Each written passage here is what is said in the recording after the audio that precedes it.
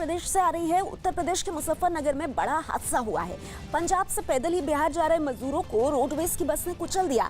हादसे में 6 मजदूरों की मौत हो गई, जबकि कई मजदूर घायल बताए जा रहे हैं। बताया ये भी जा रहा है कि सभी मजदूर पंजाब में मजदूरी करते थे और पैदल ही बिहार अपने घरों के लिए जा रहे थे, लेकिन मुजफ्फरनगर में रोडवेज की बस ने इन्हें कुचल दिया और हादसे में 6 मजदूरों की मौत हो गई। हमारे साथ इसी खबर पर संवाददाता अजीत जुड़ गए हैं। अजीत, आपसे मैं जानना चाहूंगी, इस हादसे को लेकर ताजा जानकारी क्या मिल रही है?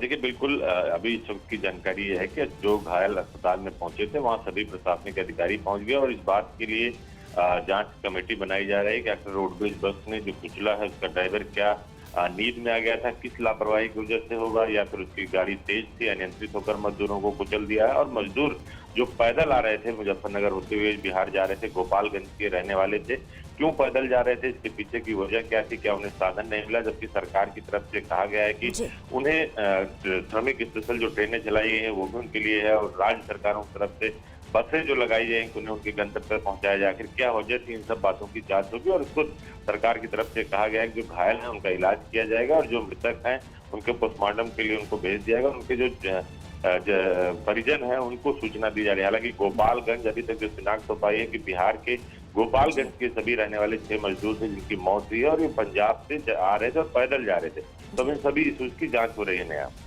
तो अजीत हमें जानकारी दे रहे हैं कि किस तरह से उत्तर प्रदेश के मुजफ्फरनगर में ये भयानक हादसा हुआ है।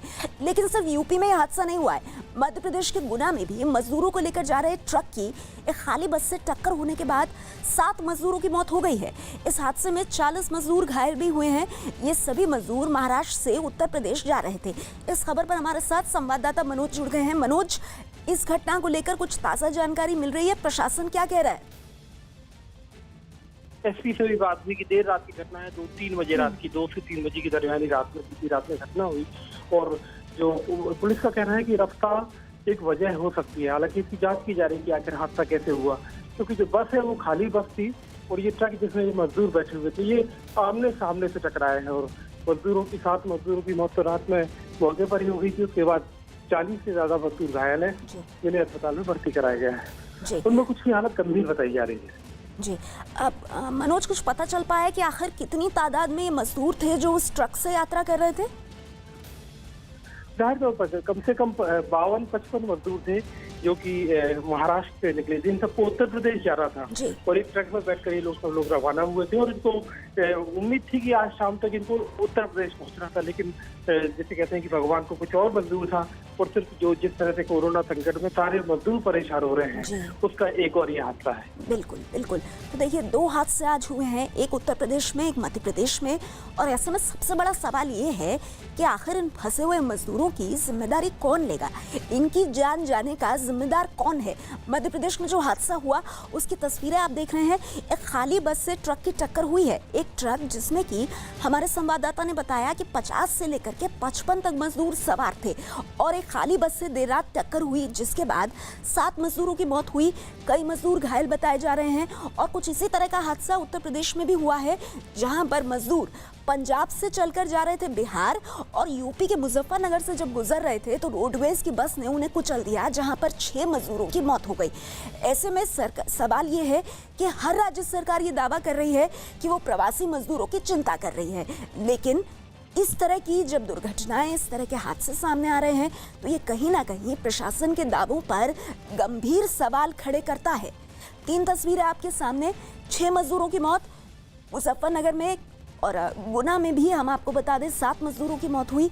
उधर जो तीसरी तस्वीर आप देख रहे हैं ये 7 मई की है, महाराष्ट्र के औरंगाबाद की, और आपको याद होगा कि रेलवे ट्रैक के सहारे कुछ मजदूर मध्य प्रदेश जा रहे थे, जिस दौरान एक मालगाड़ी ने उन्हें कुचल दिया था। इसमें 16 मजदूरों की जान गई थी। तो हाल फिलहाल किस तरह से पिछले कुछ बीते दिनों में 3 भयंकर हादसे हुए हैं उसकी तस्वीर आपके सामने, जिसमें से 2 ताजा मामले उत्तर प्रदेश और मध्य प्रदेश के ये 14 तारीख के ही हैं। मध्य प्रदेश के सागर जिले में लॉकडाउन के उल्लंघन की चौंकाने वाली तस्वीरें सामने आई। वहां जैन मुनि प्रमाण सागर महाराज का स्वागत करने के लिए सैकड़ों की संख्या में लोग सड़कों पर उतर आए। दावा किया जा रहा है कि यह भीड़ उस वक्त इकट्ठा हुई जब जैन मुनि प्रमाण सागर महाराज ने 20 लोगों की अनुमति के साथ पद विहार किया, जिसका मतलब है एक जगह से दूसरी जगह पैदल यात्रा करना। ये यात्रा जब सागर के बंडा इलाके में पहुंची तो बड़ी संख्या में लोग सड़कों पर उतर आए। सोशल डिस्टेंसिंग की भी अनदेखी की गई। कई लोग भीड़ में बिना मास्क के भी नजर आए। आरोप है कि जैन मुनि प्रमाण सागर महाराज के धार्मिक कार्यक्रम में लॉकडाउन के नियमों का उल्लंघन किया गया। इस मामले में पुलिस पर भी गंभीर आरोप लग रहे हैं। घटना के एक वीडियो में कई पुलिस वाले भीड़ को संभालते हुए दिखे। पुलिस पर इल्जाम लगा कि उसने लॉकडाउन में जैन मुनि संघ को पदविहार यानी धार्मिक यात्रा निकालने की इजाजत दी। इस घटना के वीडियो सोशल मीडिया पर वायरल होने के बाद सागर जिले के एएसपी की तरफ से भी बयान जारी किया गया। प्रभारी को हमने निर्देशित कर दिया गया है कि अगर इस प्रकार का सोशल डिस्टेंसिंग प्लस 144 का उल्लंघन अगर हुआ है तो वो जांच करके आयोजकों पे और जो भी वीडियो विजुअल में है उनके विरुद्ध 144 के उल्लंघन की कार्रवाई करें। पीएम केयर्स फंड से 3100 करोड़ कोरोना के खिलाफ लड़ाई के लिए आवंटित किए गए हैं। इसमें से 2000 करोड़ वेंटिलेटर खरीदने जबकि 1000 करोड़ प्रवासी मजदूरों की मदद और 100 करोड़ रुपए दवा पर रिसर्च में खर्च किए जाएंगे। वेंटिलेटर के लिए दिए गए पैसों से भारत में बने करीब 5000 वेंटिलेटर खरीदकर राज्यों के सरकारी अस्पतालों को दिए जाएंगे। वहीं मजदूरों के लिए दिए गए 2000 करोड़ का इस्तेमाल उनके रहने, खाने, दवा में खर्च किया जाएगा। इस पैसे का इस्तेमाल राज्य अपने इलाकों की जरूरत के हिसाब से कर सकेंगे। ट्रेनों के चलते ही महीनों से फंसे लोगों का घर पहुंचना शुरू हो गया। पुलिस और रेलवे के लिए लोगों के बीच सोशल डिस्टेंसिंग के नियमों का पालन करवाना सबसे बड़ी चुनौती रही और लोग तमाम नियमों का पालन करते हुए अपने अपने शहरों की तरफ पहुंचने लगे। इस बार ट्रेनों से उतरने के बाद प्लेटफॉर्म पर कोई स्टॉल नहीं दिखा। यहाँ तक कि कुली न होने की वजह से लोगों को भारी भारी बैग खुद ही ढोने पड़े। तो लगे उठाने के लिए बच्चों को बुलाया तो बच्चों को लो नहीं कर रहे अंदर आने के लिए, न कुली प्रोवाइड कर रहे न पोर्टर है। स्टेशन से बाहर निकलने से पहले भी लोगों को मेडिकल स्क्रीनिंग से गुजरना पड़ा। नई दिल्ली रेलवे स्टेशन पर पहुंचे हर शख्स की बुखार की जांच करने के लिए थर्मल गन लेकर कुछ लोग तैनात रहे। सफर के दौरान भी ट्रेन में बार बार केमिकल के छिड़काव का इंतजाम किया गया। लो रिस्क एरिया एक high risk area. High risk area में वो है जैसे रेलिंग्स हैं जिनको आदमी बार बार पकड़ता है, तो उसकी सफाई जो है वो 1-2 घंटे का बार बार होती है। और जो लो रिस्क है उसको 4-5 घंटे में करते हैं और फिर जहां नेक्स्ट प्लेटफॉर्म पर जाती है वहां पे फिर पूरी सफाई एक साथ हो जाती है। स्टेशन से बाहर निकले लोगों के बीच सोशल डिस्टेंसिंग का पालन करवाने के लिए पुलिस तैनात रही। पुलिस वाले बार बार अनाउंसमेंट कर लोगों से फासले पर चलने की अपील करते रहे। सोशल डिस्टेंस का पालन करते हुए आए आप। देश के अलग अलग हिस्सों से चली ट्रेनें यात्रियों को लेकर दिल्ली पहुंच चुकी हैं, जिसके बाद लोग महीनों के बाद अपने घर लौटे। लेकिन तैयारी केवल दिल्ली में नहीं बल्कि देश के उन सभी शहरों में दिखी जहां स्पेशल ट्रेनों के जरिए जिनको दिल्ली से जोड़ा गया। इनमें यूपी का मुगलसराय स्टेशन भी है, जहां देर रात लोगों की भारी भीड़ पहुंची, लेकिन लोग सोशल डिस्टेंसिंग के नियमों का पालन करते हुए इंतजार करते रहे। पुलिस के अफसर लोगों से बार बार मास्क पहनने की अपील भी करते रहे। मुंह पे ये क्यों नहीं बांधे हैं? कौन जो भी आए हम भी तो बात करते हैं और ये एक ही है तुम्हारे पास ना दो है ना दो। प्रयागराज में तो रेलवे ने स्टेशन पर मास्क की बिक्री ही शुरू कर दी। केवल 25 रुपए में लोगों को मास्क दिया गया। इसके अलावा सैनिटाइजर की एक छोटी बोतल मुफ्त दी गई। कंफर्म टिकट लेकर स्टेशन पर पहुंचे लोगों को मेडिकल स्क्रीनिंग के बाद वेटिंग एरिया में बिठाया गया और सख्ती से सोशल डिस्टेंसिंग का पालन करवाया गया। कोलकाता के हावड़ा स्टेशन पर भी लोगों के बीच सोशल डिस्टेंसिंग का पालन कराने के लिए पुलिस तैनात रही। इसके अलावा पीपीई किट पहनकर स्वास्थ्यकर्मी लोगों की जांच के लिए तैनात रहे। गांव वापसी के लिए मुंबई सेंट्रल रेलवे स्टेशन के बाहर इकट्ठा हुए मजदूरों पर पुलिस ने लाठीचार्ज कर दिया। दावा है कि मजदूरों ने गांव वापसी के लिए कुछ दिनों पहले ऑनलाइन रजिस्ट्रेशन भी कराया था, लेकिन आरोप है कि ऑनलाइन रजिस्ट्रेशन होने के बावजूद इन मजदूरों के लिए ट्रेनों का इंतजाम नहीं किया गया, जिसके बाद हजारों की संख्या में मजदूर मुंबई रेलवे स्टेशन के बाहर इकट्ठा हो गए। पुलिस की तरफ से जब इन्हें वापस जाने के लिए कहा गया तो इन मजदूरों ने साफ इनकार कर दिया। इसके बाद पुलिस की तरफ से लाठीचार्ज किया गया। इससे वहां भगदड़ मच गई और कई मजदूरों की तो चप्पलें भी निकल गई। आरोप है कि मजदूरों के ऑनलाइन रजिस्ट्रेशन के बावजूद बिहार सरकार ने रेलवे से ट्रेनों के लिए मंजूरी नहीं मांगी है, जिसकी वजह से रेलवे भी मजदूरों के लिए ट्रेनों का इंतजाम नहीं कर पा रहा। भारत सरकार से इजाजत मिलने के बाद बिहार और उत्तर प्रदेश में फंसे 134 लोगों को विशेष विमान से बैंकॉक भेज दिया गया। इनमें 129 थाईलैंड के जबकि 5 लाओस के नागरिक बताए गए। लॉकडाउन की वजह से कई सैलानी, बौद्ध भिक्षु और छात्र अपने देश नहीं लौट पा रहे थे, लेकिन जब थाईलैंड सरकार के आग्रह पर भारत सरकार ने इन्हें भेजने की इजाजत दी तो गया के अंतर्राष्ट्रीय एयरपोर्ट तक इन्हें पहुंचाने का इंतजाम किया गया। मैं गोरखपुर में गया था, वहाँ अंकल रहते हैं, और मुझे अपने पेरेंट्स के पास जाना है जो कि थाईलैंड में है। एयरपोर्ट पर काम करने वाले लोग भी पीपीई किट में नजर आए, जिसका इस्तेमाल कोरोना से बचाव के लिए किया जाता है। सोशल डिस्टेंसिंग का पालन किया जा रहा है, मेडिकल स्क्रीनिंग हो रहा है। एयरपोर्ट के अंदर जाने देने से पहले सभी यात्रियों की मेडिकल जांच भी की गई। कोरोना संकट से अर्थव्यवस्था को उबारने के लिए मोदी सरकार ने जिस आर्थिक पैकेज का ऐलान किया उस पर कांग्रेस को यकीन नहीं है। कांग्रेस के नेता जयवीर शेरगिल ने कहा कि उन्हें सरकार की नीयत में खोट नजर आ रहा है। को टोपी पहनाने में और दिन में तारे दिखाने में माहिर है। उम्मीद करते हैं कि 20 लाख करोड़ का पैकेज भारतीय जनता पार्टी की वायदा खिलाफी, लिफाफाबाजी और जुमलाबाजी के नियत और नीति का एक और भद्दा उदाहरण नहीं है। उम्मीद करते हैं कि 20 लाख करोड़ का पैकेज उसी कारखाने में नहीं बन रहा जहां 15 लाख हर की जेब में देने का वादा किया गया था। बीजेपी नेता शाहनवाज हुसैन ने कांग्रेस के आरोपों की निंदा की। शाहनवाज हुसैन ने कहा कि कांग्रेस के नेता यही नहीं तय कर पा रहे कि वो मोदी सरकार के ऐलान की तारीफ करे या फिर आलोचना करे। अशोक गहलोत जी और कांग्रेस के कई नेता तारीफ कर रहे हैं और कई कांग्रेस के नेता उसका विरोध कर रहे हैं। कांग्रेस पूरी तरह बटी हुई है, कंफ्यूज है। अफगानिस्तान में हुए 2 अलग अलग हमलों में 40 लोगों की मौत हो गई, जबकि 70 से ज्यादा लोग घायल हो गए। पहला हमला राजधानी काबुल में हुआ, जहां कुछ हथियारबंद हमलावरों ने एक अस्पताल को निशाना बनाया और उसके अंदर घुसकर ताबड़तोड़ गोलीबारी शुरू कर दी। हमले के बाद अस्पताल की इमारत से धुआं निकलता नजर आया। हमले की जानकारी मिलते ही सुरक्षा बल ने पूरे इलाके को घेर लिया और जवाबी कार्रवाई शुरू कर दी। कई घंटों की मुठभेड़ के बाद सभी हमलावरों को मार गिराया गया। हमले के बीच अस्पताल में फंसे लोगों को निकालने का काम भी शुरू किया गया। एक जवान एक नवजात बच्चे को एम्बुलेंस तक पहुंचाता नजर आया। इस हमले में अस्पताल के स्टाफ समेत कई मरीजों की भी मौत हो गई। इमारत में जगह जगह हमले के निशान नजर आए। हमलावरों ने वहां भर्ती नवजात बच्चों तक को नहीं छोड़ा।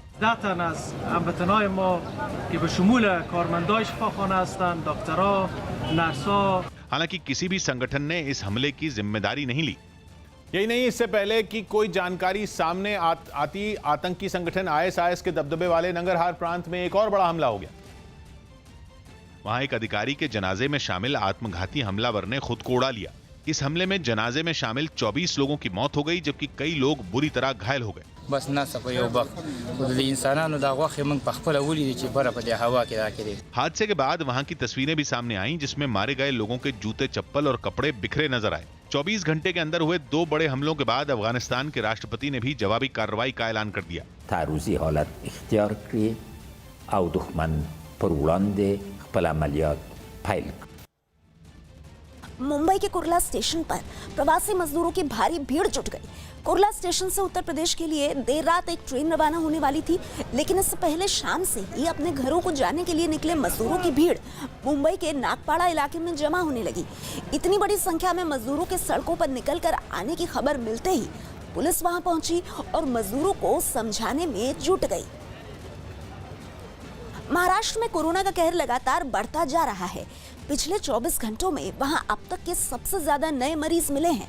पिछले 24 घंटे में महाराष्ट्र में कुल 1495 नए मरीज मिले हैं, जिसके बाद अब वहां मरीजों की संख्या बढ़कर 25,922 हो गई है। यही नहीं, एक ही दिन में महाराष्ट्र में कुल 54 लोगों की मौत हुई है। मुंबई में भी कोरोना के मरीजों की संख्या 15,000 को पार कर गई। मुंबई में एक दिन में कोरोना के 800 नए मरीज मिले, जबकि 24 घंटे में वहां 23 लोगों की मौत हुई है।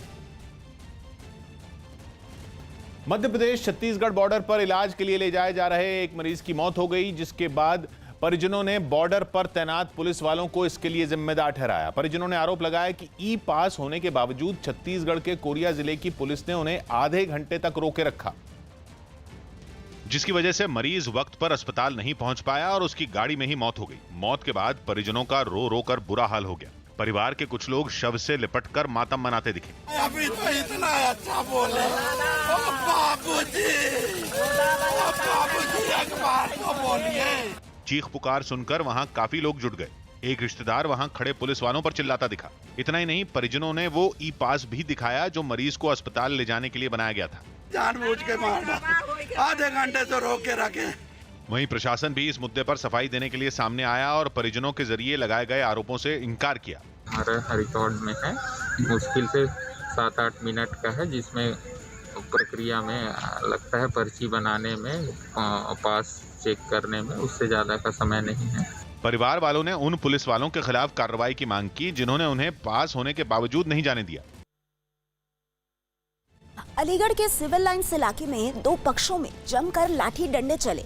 बताया गया कि एक पक्ष के कुछ लड़के दूसरे पक्ष के मकान के सामने खड़े थे, लेकिन जब उन्हें वहां से जाने के लिए कहा गया तो वो लाठी डंडे लेकर आए और हमला बोल दिया। इसके बाद दूसरे पक्ष के लोगों ने भी हमला करने वालों की पिटाई शुरू कर दी।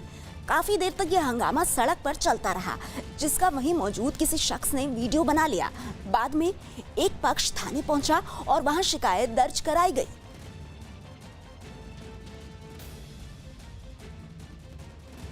आर्थिक पैकेज का ऐलान करते हुए वित्त मंत्री ने छोटे उद्योगों को बड़ी राहत दी। सरकार की योजना का फायदा एमएसएमई यानी micro, small and medium industries को मिलेगा, जिनकी परिभाषा भी बदली गई। 1 करोड़ तक निवेश और 5 करोड़ तक टर्नओवर वाले उद्योगों को अब माइक्रो इंडस्ट्री माना जाएगा, जबकि पहले 25 लाख तक के निवेश वाले उद्योगों को माइक्रो इंडस्ट्री कहा जाता था। जबकि 1 से 10 करोड़ तक के निवेश और 5 से 50 करोड़ तक टर्नओवर वाले उद्योगों को अब स्मॉल इंडस्ट्री कहा जाएगा, जबकि पहले 10 लाख से 2 करोड़ तक निवेश वाले उद्योगों को स्मॉल इंडस्ट्री माना जाता था।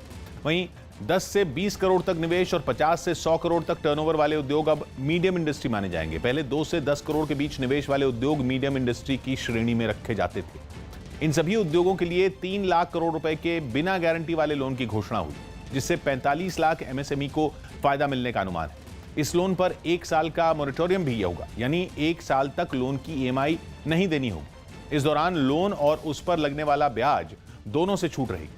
ये लोन जो है वो भविष्य में काम को बढ़ाने के लिए होगा, लेकिन कोरोना संकट में फंसे उद्योगों को राहत देने के लिए भी 20,000 करोड़ रुपए का प्रावधान किया गया है, जिससे 2 लाख एमएसएमई को फायदा मिलने का अनुमान है। कोरोना संकट से अर्थव्यवस्था को उबारने के लिए मोदी सरकार ने जिस आर्थिक पैकेज का ऐलान किया, उस पर कांग्रेस को यकीन नहीं है। कांग्रेस के नेता जयवीर शेरगिल ने कहा कि उन्हें सरकार की नीयत में खोट नजर आ रहा है। भारतीय जनता पार्टी जनता को टोपी पहनाने में और दिन में तारे दिखाने में माहिर है। उम्मीद करते हैं कि 20 लाख करोड़ का पैकेज भारतीय जनता पार्टी की वायदा खिलाफी, लिफाफाबाजी और जुमलाबाजी के नियत और नीति का एक और भद्दा उदाहरण नहीं है। उम्मीद करते हैं कि 20 लाख करोड़ का पैकेज उसी कारखाने में नहीं बन रहा जहां 15 लाख हर की जेब में देने का वादा किया गया था। बीजेपी नेता शाहनवाज हुसैन ने कांग्रेस के आरोपों की निंदा की। शाहनवाज हुसैन ने कहा कि कांग्रेस के नेता यही नहीं तय कर पा रहे कि वो मोदी सरकार के ऐलान की तारीफ करें या आलोचना करें। अशोक गहलोत जी और कांग्रेस के कई नेता तारीफ कर रहे हैं और कई कांग्रेस के नेता उसका विरोध कर रहे हैं। कांग्रेस पूरी तरह बटी हुई है, कंफ्यूज है।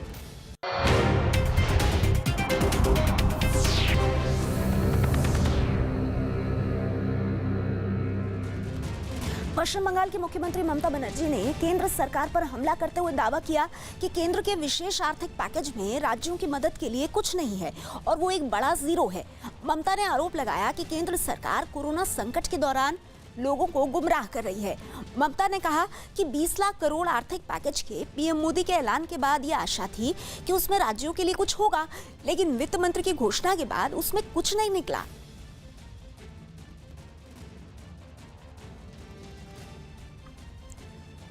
वहीं बीजेपी नेता कैलाश विजयवर्गीय ने ममता बनर्जी के बयान पर पलटवार करते हुए उनकी अर्थव्यवस्था की जानकारी को जीरो करार दिया। उन्होंने ट्वीट किया और ट्वीट करके लिखा, ऐसा लगता है कि ममता जी का इकोनॉमी ज्ञान जीरो है। उन्हें एमएसएमई को दी गई रियायतें और कर्ज तक समझ नहीं आया क्या? सिर्फ विरोध करने के लिए मनगढ़ंत बातें बनाने से कुछ नहीं होता। बेहतर हो कि वो पश्चिम बंगाल पर ध्यान दे, जहां बर्बादी का मंजर है। वो अपना व्यर्थ शास्त्र अपने तक ही सीमित रखें। श्रमिक स्पेशल के बाद जल्द शताब्दी और बाकी मेल एक्सप्रेस ट्रेनें भी शुरू हो सकती हैं। रेलवे बोर्ड के नोटिफिकेशन में चेयर कार में वेटिंग टिकट की चर्चा है, जिसका मतलब है कि शताब्दी ट्रेनें जल्द शुरू हो सकती हैं। यही नहीं, स्पेशल ट्रेनों में अब सीमित संख्या में वेटिंग टिकट भी मिलेगा। अब तक सिर्फ कंफर्म टिकटों की ही बुकिंग की जा रही थी।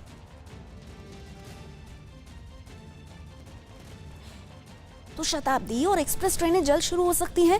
तारीखों का ऐलान जल्द हो सकता है। श्रमिक स्पेशल के बाद शताब्दी शुरू करने की तैयारी है। शताब्दी और एक्सप्रेस ट्रेनें जल्द ही शुरू हो सकती हैं। यही नहीं, स्पेशल ट्रेनों में अब सीमित संख्या में वेटिंग टिकट भी मिलेगा। अब तक सिर्फ कंफर्म्ड टिकटों पर ही बुकिंग की जा रही थी, लेकिन अब वेटिंग टिकट भी मिलेगा और शताब्दी और एक्सप्रेस ट्रेनें जल्द शुरू होने की तारीखों का ऐलान हो सकता है। तो ये इस वक्त की बड़ी खबर है। श्रमिक ट्रेन चलाने के बाद, कुछ खास रूट्स पर ट्रेन चलाने के बाद अब जल्द ही शताब्दी और एक्सप्रेस ट्रेनें भी चल सकती हैं।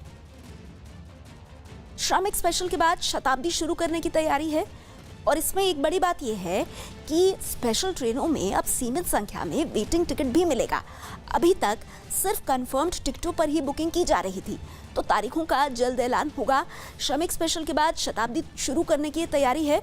रेलवे बोर्ड के नोटिफिकेशन में चेयर कार में वेटिंग टिकट की चर्चा है, जिसका मतलब है कि शताब्दी ट्रेनें जल्द शुरू हो सकती हैं। इसी खबर पर संवाददाता चंदन हमारे साथ जुड़ गए हैं। चंदन, इस खबर को किस तरह से देखा जाए? आम आदमी के लिए ये कितनी बड़ी राहत हो सकती है? बिल्कुल नेहा, ये बड़ी राहत की बात है, क्योंकि अभी तक केवल स्पेशल राजधानी टाइप की ट्रेनें शुरू हुई थी, लेकिन अब मेल एक्सप्रेस ट्रेनें भी जल्दी ही शुरू होंगी, जिसमें से स्लीपर क्लास में भी लोगों को ट्रैवल का मौका मिलेगा, या शताब्दी टाइप की ट्रेन जिसमें चेयर कार में लोग ट्रैवल कर सकते हैं, ये ट्रेनें जल्दी चलेंगी, ये बिल्कुल तय हो गया है। और रेलवे ने इनमें वेटिंग टिकट काटने का भी फैसला किया है। हालांकि वेटिंग टिकट वालों को ट्रैवल की अनुमति नहीं होगी, उनका टिकट जब तक कंफर्म नहीं होता है। लेकिन अभी तक जो स्पेशल ट्रेनें चल रही थी उनमें वेटिंग टिकट नहीं काटा जा रहा था, केवल कंफर्म टिकट ही काटा जा रहा था। यानी कि रेलवे अपने पुराने कामकाज की तरफ लौट रहा है। जितनी भी ट्रेनें चलेंगी वो भी स्पेशल के नाम पर ही चलेंगी। और रेलवे की जो पुरानी ट्रेनें हैं, 30 जून तक उन सारी ट्रेनों को फिलहाल कैंसिल रखा गया है। सरकार के भरोसे के बाद भी दूसरे राज्यों में फंसे मजदूर अपनी जान जोखिम में डालकर गांव लौट रहे हैं। लॉकडाउन की वजह से महाराष्ट्र के अलग अलग शहरों में फंसे इन मजदूरों के सामने खाने पीने की समस्या खड़ी हो गई, जिसके बाद इन मजदूरों ने गाड़ियों को ढोने वाले एक ट्रक को किराए पर लिया और उसी में बैठकर अपने गांव के लिए निकल पड़े। कई 100 किलोमीटर की दूरी तय करने के बाद ये मजदूर मध्य प्रदेश के शिवपुरी पहुंचे, जहां मजदूरों ने ट्रक से उतरकर थोड़ी देर के लिए आराम किया। एक दूसरे ट्रक में भी जल्द से जल्द गांव पहुंचने के लिए कई मजदूर जाते दिखाई दिए। जो है अनिश्चितकालीन तक चलेगा। सर बताइए, प्राइवेट वाहन को आपने इशू नहीं किया? प्रयागराज जाने के लिए मुंबई के पास भिवंडी से पैदल निकले कुछ लोग 9 दिन बाद भोपाल पहुंचे। इनमें कई बच्चे और महिलाएं भी दिखाई दी। एक महिला तो तेज धूप में बच्चे को गोद में लेकर अपनी मंजिल की तरफ आगे बढ़ती रही, जिसके पैर में चलते चलते छाले भी पड़े दिखे। भूखे मरने से अच्छा हमका चलो पैदल है, जिंदा रहेंगे तो घर पहुंच जाएंगे, नहीं मर जाएंगे तो बातें खत्म हो जाएगी। हालांकि भोपाल पहुंचे इन मजदूरों की मदद के लिए कुछ लोग आगे आए और उन्हें एक ट्रक में बैठाकर प्रयागराज के लिए रवाना कर दिया।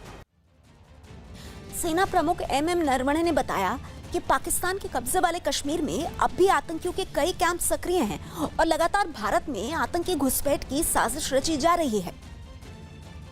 LC के उस पार अभी भी कई लॉन्च पैड है, टेररिस्ट कैंप है, जहां पर हर कैंप में 15 से 20 टेररिस्ट मौजूद हैं और इनकी तो कोशिश ही रहेगी कि वो इन्फिल्ट्रेट करके JNK में आ पाए, लेकिन जो भी इनकी कोशिश है वो हम नाकामयाब करेंगे। अमेरिका के टेक्सास में एक पार्क में अचानक हुई फायरिंग में 5 लोग घायल हो गए। पार्क में 500 से ज्यादा लोग इकट्ठा होकर पार्टी कर रहे थे। तभी वहां मौजूद भीड़ पर कुछ लोगों ने अंधाधुंध फायरिंग कर दी। गोलियां चलने की आवाज सुनकर वहां अफरा तफरी मच गई। लोग अपनी जान बचाने के लिए इधर उधर भागते नजर आए। गोलियों से खुद को बचाते हुए कुछ लोग किसी तरह अपनी गाड़ियों तक पहुंचे और उनमें बैठकर वहां से भाग निकले। इस दौरान वहां पर पुलिस की गाड़ी का सायरन भी बजता सुनाई दिया। बताया गया कि वो पार्क में जमा हुई भीड़ को भगाने के लिए गई थी, तभी अचानक वहां गोलियों की गूंज सुनाई देने लगी। पार्क के आसपास रहने वाले लोगों ने बताया कि आरोपियों ने काफी देर तक फायरिंग की और वहां से भाग गए। We saw the crowd, the parking was just out of control, and from the time I first heard it till the shots were fired, must have been maybe 15 minutes. इस घटना में गोलियां लगने से घायल हुए सभी लोगों की हालत खतरे से बाहर बताई गई। पिछले 24 घंटों में गुजरात में कोरोना के 364 नए मरीज सामने आए हैं, जबकि वहां एक दिन में कोरोना की वजह से कुल 29 लोगों की मौत हुई है। कोरोना का सबसे ज्यादा कहर झेल रहे अहमदाबाद में एक दिन में 292 मरीज मिले, जबकि 24 घंटों में वहां कुल 25 लोगों की मौत हुई है, जिसके बाद वहां कोरोना से मरने वालों की संख्या बढ़कर 446 हो गई। पूरे गुजरात में अब तक 566 लोगों की मौत हुई है।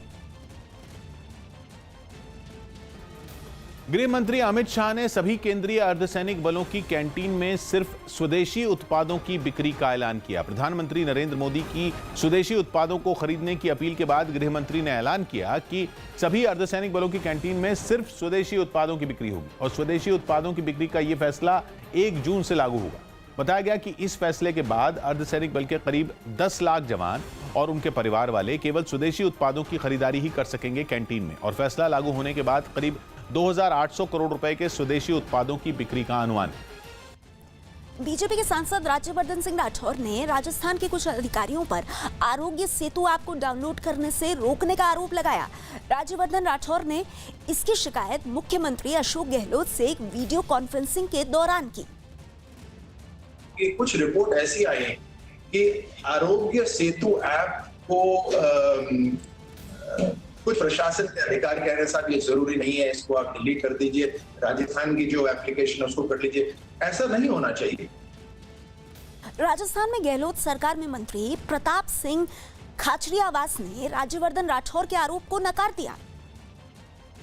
प्रधानमंत्री जी तो अशोक गहलोत जी के काम की तारीफ करते हैं और राजस्थान के जितने भी बीजेपी के नेता हैं वो लगातार फालतू की बातें करते हैं जिनका कोई सिर पैर नहीं है। राजस्थान के अजमेर में टिड्डियों को भगाने के लिए दमकल विभाग की गाड़ियों से दवा का छिड़काव किया गया। अधिकारियों ने बताया कि ये टिड्डियां ऊंचे पेड़ों को अपना ठिकाना बना लेती, जिन पर दवा का छिड़काव करने के लिए दमकल विभाग की गाड़ियों की मदद ली गई। ऊंचे पेड़ों पर दवा छिड़कने के लिए शहर के अलग अलग इलाकों में कई गाड़ियां दवा का छिड़काव करती हुई दिखाई दी। पूरे इलाके में इतनी टिड्डियां पहुंच गईं कि आसमान में हर तरफ टिड्डियां ही टिड्डियां नजर आईं। कृषि विभाग के अधिकारियों ने बताया कि दवा के छिड़काव से टिड्डियों को काबू करने में काफी मदद मिली है। 1362 हेक्टेयर के अंदर अजमेर के विभिन्न क्षेत्रों के अंदर, जिले के विभिन्न क्षेत्रों में हम लोगों ने इसका कंट्रोल किया है। हालांकि इन टिड्डियों की वजह से राजस्थान के अलग अलग इलाकों में किसानों को काफी नुकसान होने की आशंका भी जताई जा रही है। नागौर जिले में भी टिड्डियों को भगाने में जुटी टीम की हौसला अफजाई के लिए सांसद हनुमान बेनीवाल खेतों में पहुंच गए। वहां भी टिड्डियों की वजह से किसान परेशान हैं और कई टीमें इन टिड्डियों को काबू में करने की कोशिश में जुटी हुई हैं। टिड्डियों को भगाने में जुटे इन लोगों के साथ इलाके के सांसद भी खेतों में पहुंच गए और सभी कर्मचारियों का हौसला बढ़ाया। इस टीम में शामिल एक आदमी पेड़ पर बैठी टिड्डियों को भगाने के लिए दवा का छिड़काव करता हुआ भी दिखाई दिया। DMRC यानी दिल्ली मेट्रो रेल कॉरपोरेशन ने सभी मेट्रो सेवाएं शुरू करने की तारीखों का ऐलान नहीं किया है, लेकिन जिस तरह की तैयारियां की जा रही हैं उसे देखते हुए लगता है कि मेट्रो को जल्द ही शुरू किया जाएगा। DMRC मेट्रो शुरू करने के बाद उसमें चढ़ने वाले लोगों को सोशल डिस्टेंसिंग का पालन कराया जाए, इसकी भी तैयारी कर रही है। इसके लिए मेट्रो की सीटों पर थोड़ी थोड़ी दूरी पर स्टिकर लगाए जा रहे हैं ताकि बैठने वालों के बीच दूरी बनी रहे। मेट्रो में एक तरफ बनी सीटों पर कुल 7 लोग बैठ सकते हैं, लेकिन फिलहाल वहां 2 या 3 लोगों से ज्यादा लोगों को बैठने देने की योजना नहीं है। लॉकडाउन का असर मिट्टी के बर्तन बनाने वाले लोगों पर भी पड़ा है। मिट्टी से बने सामान की बिक्री नहीं होने की वजह से उनके सामने रोजी रोटी की समस्या खड़ी हो गई, जिसकी एक तस्वीर वाराणसी से सामने आई, जहां मिट्टी के बर्तन बनाने वाले लोग चाक पर दिए और दूसरी चीजें बनाते दिखाई दिए। वहीं घर की महिलाएं और बच्चे भी इस काम में मदद करते नजर आए।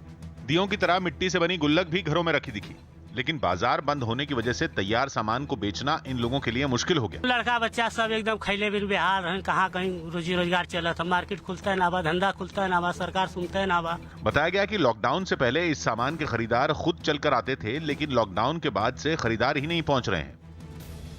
विदेश मंत्री एस जयशंकर ने वीडियो कॉन्फ्रेंसिंग के जरिए 8 देशों के संगठन SCO की बैठक में हिस्सा लिया और पाकिस्तान का नाम लिए बगैर उस पर हमला बोला। Even as the world fights COVID-19, some are busy spreading other deadly viruses, such as terrorism. Fake news and doctored videos are also used to divide communities and countries. Corona से बुरी तरह जूझ रहे अमेरिका के north Carolina में सैनिकों की training एक बार फिर शुरू हो गई। सेना के कोरोना वायरस की चपेट में आने के बाद वहां ट्रेनिंग समेत ज्यादातर सैनिक अभियान रोक दिए गए, जिन्हें एक बार फिर शुरू कर दिया गया। नॉर्थ कैरोलिना के एक सैनिक अड्डे में सैनिकों को विमान से छलांग लगाने का अभ्यास करवाया गया। सामने आए वीडियो में कुछ सैनिक ट्रेनिंग के लिए तैयार होते नजर आए। तैयार होने के बाद इन सैनिकों को रनवे पर खड़े एक विमान में ले जाया गया। विमान के आसमान में पहुंचते ही इन सैनिकों ने छलांग लगानी शुरू कर दी। कई दर्जन सैनिक पैराशूट के सहारे नीचे उतरते नजर आए। इसके अलावा वहां जवानों को गोलाबारी करने की भी ट्रेनिंग दी गई। मास्क लगाए कई सैनिक तोप से गोले दागते नजर आए। हालांकि पूरी ट्रेनिंग के दौरान सोशल डिस्टेंसिंग के नियम का पालन किया गया। यही नहीं, ट्रेनिंग में शामिल जवान भी मास्क लगाए नजर आए। सेना प्रमुख MM नरवणे ने न्यूज 18 से खास बातचीत में कहा कि सेना सीमाओं पर और सीमाओं के भीतर किसी भी तरह की चुनौती से निपटने के लिए तैयार है। इस महीने में मैं ईस्टर्न कमांड में भी गया था, सिक्किम में, और आज मैं south western command western front पर होते हुए वापस आ रहा हूं। और दोनों जगह पे मैंने सभी से बात की है, अपने जवानों और कमांडरों से मुलाकात की है। और मैं ये कहना चाहूँगा कि सभी जगह पर हम पूरे तरीके से तैयार हैं, जो भी चुनौती हो उससे निपटने के लिए, चाहे वो वेस्टर्न बॉर्डर पर हो, नॉर्दर्न बॉर्डर पर हो, बॉर्डर गार्डिंग का रोल हो, चाहे CI/CT ऑप्स हो हिंटरलैंड में, या सिविल एडम की मदद करने के लिए। हर किसी तरीके से हम अपना काम करने के लिए तैयार हैं। सुप्रीम कोर्ट के चीफ जस्टिस एसए बोबडे ने कोरोना की वजह से वकीलों और जजों की ड्रेस में बदलाव करने की जरूरत बताई और जल्द ही सुप्रीम कोर्ट में नया ड्रेस कोड लागू करने का ऐलान किया, जिसके बाद सुप्रीम कोर्ट के जजों और वकीलों को काला कोट और काले रंग का ही गाउन पहनने से छूट मिल सकती है और उन्हें काली या सफेद पैंट, सफेद शर्ट और सफेद रंग का नेक बैंड पहनकर ही मुकदमों की सुनवाई और बहस करने की इजाजत दी जा सकती, क्योंकि चीफ जस्टिस एसए बोबडे ने माना कि काला कोट और गाउन पहनने से कोरोना वायरस की चपेट में आने का खतरा बढ़ जाता है। हालांकि अभी नया ड्रेस कोड लागू नहीं किया गया है, फिर भी सुप्रीम कोर्ट में वीडियो कॉन्फ्रेंसिंग के जरिए जिन मामलों की सुनवाई की गई उनमें जज और वकील कोट और गाउन के पहने बिना ही शामिल हुए, जबकि न्यायपालिका के लिए तय दिशा निर्देशों के तहत सुप्रीम कोर्ट और हाई कोर्ट के जज और वकील सफेद या काली पैंट, सफेद शर्ट, काला कोट, काला गाउन और नेक बैंड लगाकर ही मुकदमों की सुनवाई करते हैं। यहां तक कि महिला वकीलों और जजों को भी काली या सफेद रंग की साड़ी या सलवार सूट के साथ काला कोट और गाउन पहनने और नेक बैंड लगाने का नियम है, जबकि निचली अदालत में वकील गाउन नहीं पहनते और उन्हें नेक बैंड की जगह काले रंग की टाई लगाने की छूट है। अलीगढ़ के जमालपुर इलाके में लॉकडाउन के बीच मामूली विवाद में कुछ लोगों ने सरेआम सड़कों पर फायरिंग की। पुलिस के मुताबिक इलाके के ही रहने वाले एक डॉक्टर की स्कूटर के एक ऑटो से टकरा गया, जिसके बाद ऑटो में बैठे लोगों से उनकी कहासुनी हो गई। देखते ही देखते मामूली विवाद मारपीट में बदल गया। आरोप है कि इसके बाद ऑटो में बैठे लोगों ने दूसरे और लोगों को बुला लिया और देसी तमंचे से फायरिंग शुरू कर दी। झगड़े में डॉक्टर और उनका बेटा घायल हो गए, जिन्हें बाद में पुलिस ने अस्पताल पहुंचाया। मारपीट की इस घटना का वीडियो सामने आने के बाद पुलिस जल्द आरोपियों को पकड़ने का दावा कर रही है। गुजरात के अहमदाबाद से पैदल ही अपने गांव लौट रहे मजदूरों को कांग्रेस के कुछ कार्यकर्ताओं ने जूते बांटकर उनकी मदद की। यूपी के अंबेडकर नगर के रहने वाले ये मजदूर लॉकडाउन की वजह से अहमदाबाद में ही फंस गए थे, जो इस चिलचिलाती धूप में पैदल ही अपने गांव के लिए निकल पड़े। मजदूरों का यह जत्था जैसे ही राजस्थान के कोटा पहुंचा, कांग्रेस कार्यकर्ताओं ने उन्हें जूते दिए ताकि आगे के सफर में चलने के दौरान उन्हें कोई दिक्कत न हो। जूते नहीं है, दुकानें खुली हुई नहीं है, खरीद कहीं सकते नहीं है। बेचारे क्या कर रहे हैं, बोतलें तोड़ के बोतलों को पैर में बांधे हुए हैं, कहीं नंगे पैर चल रहे हैं। कई दिनों के सफर के बाद कोटा पहुंचे ये मजदूर नए जूते मिलने के बाद काफी खुश दिखे। आज हो गया 5वां दिन और उधर एमपी में अपना अहमदाबाद में पूरा पहाड़ी इलाका चलते आ रहे हैं। ऐसी ही एक तस्वीर मध्य प्रदेश के जबलपुर से भी आई, जहां कई 100 किलोमीटर की दूरी तय कर जबलपुर पहुंचे कुछ मजदूरों को पुलिस ने खाने के पैकेटों के साथ चप्पलें भी बांटी। पाकिस्तान पीपल्स पार्टी के नेता बिलावल भुट्टो जरदारी वहां के प्रधानमंत्री इमरान खान पर बुरी तरह भड़क गए। 2 दिन पहले कोरोना पर पाकिस्तान की संसद में विशेष चर्चा में शामिल होने के लिए इमरान खान नहीं पहुंचे थे, जिसे बिलावल ने फर्ज के साथ धोखा करार दिया। वजीर आजम साहब जो चाह रहा है इस वक्त के मुल्क में हमारे गरीब, हमारे नौकरी पेशा, हमारे सफेद पोश तबका, हमारा मजदूर, वो अपने जान के साथ खेले, अपने जान को, अपने सेहत को खतरा में डाल के वो अपना काम करे। लेकिन वजीर आजम साहब जो है, वजीर आजम साहब वो तो अपना काम नहीं करेगा, वो तो अपना दफ्तर से बाहर नहीं निकलेगा। देश के अलग अलग राज्यों में फंसे बिहार के मजदूरों का स्पेशल ट्रेनों के जरिए अपने गांव लौटने का सिलसिला जारी है। ऐसी एक ट्रेन 1200 मजदूरों को पंजाब के पटियाला से सुपौल लेकर पहुंची, जहां इन मजदूरों को सोशल डिस्टेंसिंग को ध्यान में रखते हुए एक एक कर ट्रेन से प्लेटफॉर्म पर उतारा गया। एक डिब्बे से लोगों के उतरने के बाद ही दूसरे कोच से मजदूर उतारे गए। इसके लिए वहां प्रशासन के कुछ अधिकारी पहले से मौजूद रहे। कई किलोमीटर का सफर तय करके सुपौल पहुंचे इन मजदूरों की स्टेशन पर ही स्क्रीनिंग की गई। वहीं प्लेटफॉर्म पर ही उन्हें खाने के पैकेट भी दिए गए, लेकिन उससे पहले एक कर्मचारी उनके हाथों को सैनिटाइज कराता दिखाई दिया। नाश्ते का पैकेट उपलब्ध कराया गया है, मास्क उपलब्ध कराया गया है ताकि उसका उपयोग करें। इसी तरह मुंबई से 1000 से ज्यादा मजदूर बेतिया रेलवे स्टेशन भी पहुंचे, जहां ट्रेन के रुकने के बाद उन्हें प्लेटफॉर्म पर बनाए गए गोल घेरों में खड़ा कर दिया गया। एक एक कर मजदूर आगे बढ़े। सोशल डिस्टेंसिंग को ध्यान में रखते हुए उनके हाथों को सैनिटाइज कराया गया और फिर डॉक्टरों की टीम ने उनके शरीर का तापमान भी मापा। स्टेशन से बाहर निकलते वक्त इन लोगों में खाने के पैकेट और पानी की बोतलें भी बांटी गईं। राजस्थान के परिवहन मंत्री प्रताप सिंह खाचरियावास के मकान पर रक्तदान शिविर लगाया गया। बताया गया कि राज्य में खून की कमी को पूरा करने के लिए ये शिविर लगाया गया, जिसमें खुद मंत्री ने रक्तदान कर इस कार्यक्रम की शुरुआत की। इसके बाद वहां जमा हुए कांग्रेस के कार्यकर्ताओं ने खून देना शुरू किया। बताया गया कि रक्तदाताओं के नहीं पहुंचने की वजह से अस्पतालों में खून की कमी हो गई है। इस संकट से निपटने के लिए राज्य में जगह जगह रक्तदान शिविर लगाया जा रहा है। ये रक्तदान शिविर भी उसी का एक हिस्सा है।